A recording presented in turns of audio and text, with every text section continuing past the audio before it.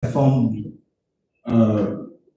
selalu I tak tahu kenapa konsert ni, tak tahu siapa pun start dia minta set list ni sebenarnya. Tapi bagi saya, if the real fan, dia akan tahu lagu ni. Ada yang banyak je, macam contoh KIU dia minta lagu-lagu yang unfamiliar, ada. Cuma this is the time untuk bukan Elite saja, untuk ada artis juga bawakan lagu yang unfamiliar supaya lagu tu bila sometimes dengar tak berapa sedap in the rakaman, tapi when you do it in live akan jadi change, akan jadi sedap. So I rasa benda ni is two-way traffic between the artist dengan kita and also the musician untuk menghappeningkan lagu yang jarang-jarang dibawakan. Baik, okey. Baik, saya rasa Yaki. Ya. Apa dia? Mahal tak dapat mahal. Sebab I rasa untuk appreciate Elite, I pilih tempat ni nak buat roundhouse. I rasa kita kumpul, kita very close. I sendiri choose makanan. I nak makanan kepada media bukan mihun goreng, popia ke karipap. We have mixed grill. Please order je apa you nak later on, okay? Open deal to appreciate to the media, and benda tu is to appreciate Elite. Sebab kalau Elite boleh bagi kerjasama dalam masa yang singkat, kita buat photoshoot, you know, my glam team semua settle, photographer one of the best team tu yang buat KIU dengan M. Nasir, semua dipermudahkan setakat ni. Jadi kita rasa saya choose tempat ni pun related dengan the look and feel semua. So soalan kepada Kelly, alhamdulillah mereka pun kerjasama dan tak susah sangat. Tapi Elite dah jawab kan patutnya. Patut Elite jawab. Okay. Kalau tanya Iman, takkan Iman nak angkat bakul kan? So macam Linda, sebab Linda adalah orang pertama yang berhubung dengan Iman, yang banyak info-info.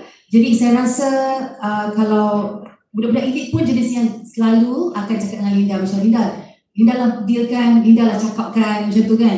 So Linda bila dapat tahu yang Iman ni dia memang betul-betul ikhlas. Dia ikhlas sangat dan dia melayan Elite ni macam betul-betul menatang minyak yang penuh. Bukan kata simple-simple je. Memang luar biasa. Tengoklah baju kita orang hari ni macam mana, tengoklah kita punya photoshoot macam mana. Dan dia jaga kita orang punya kata top tutup. Wow. Tapi kita orang suruh make sure jangan bagi makan yang berat-berat sebab kita naik badan. So kena makan benda yang diet je Syah. Alright, Gaza, mungkin ada penambahan?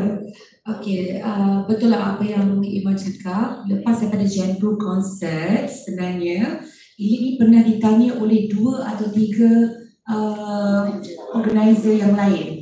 Tetapi repertoire Iman sangat besar.